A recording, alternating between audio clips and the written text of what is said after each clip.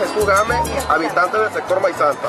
En estos momentos estamos aquí reunidos con el equipo de trabajo de la alcaldía del municipio Cedeño, ya que nos están brindando apoyo con algunos materiales eléctricos para cubrir la novedad que tenemos desde ayer que se nos presentó en nuestro barrio.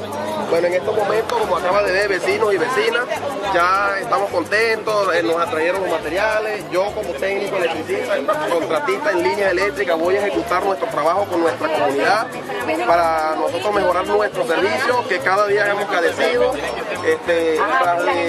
las novedades y las estaciones, el servicio eléctrico. Entonces estamos completamente conformándonos en reuniones aquí para luego nosotros tener un mejor servicio. Y al apoyo de Corpelé, que ha venido hasta estos momentos, que nos dijo que cualquier cosa le pasáramos el apoyo ya para hacernos el corte para la colocación de las guayas en alta tensión para la alimentación de dicho transformador de 50 kVA.